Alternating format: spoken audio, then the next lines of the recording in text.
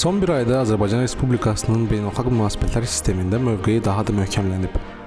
Prezident İlham Əliyevin eyni zamanda bir neçə mühüm beynəlxalq sammitdə iştirakı və qlobal liderlərlə apardığı görüşlər ölkənin həm regional, həm də beynəlxalq siyasətdə artan rolunu bir daha təsdiqlədi.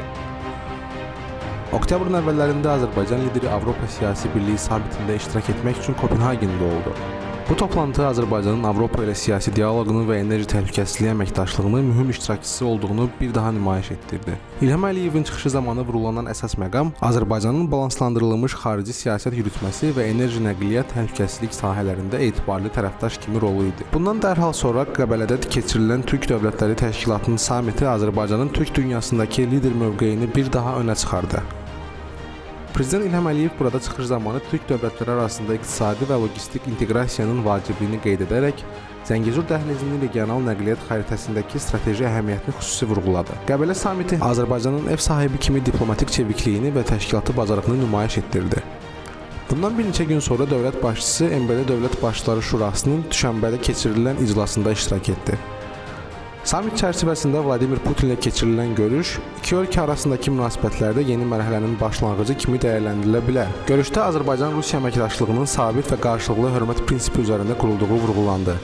Eyni zamanda Rusiya tərəfi Azərbaycanın suverenliyinə hörmət etdiyini açıq şəkildə bəyan etdi. Görüşdən az sonra Rusiyalı jurnalistin azadlığa buraxılması da bu müsbət tendensiyanın praktiki təzahürü kimi qiymətləndirildi. Azərbaycanın beynəlxalq nüfuzunu gücləndirən ən diqqət çəkən hadisələrdən biri isə Misirdə Şarm-el-Şeyxdə keçirilən Orta Şərq Sülh Sammiti oldu. Sammitdə iştirak edən İlham Əliyev sülh təhlükəsizlik və regional əməkdaşlıq məsələlərinə dair mövqeyini beynəlxalq auditoriyaya təqdim etdi.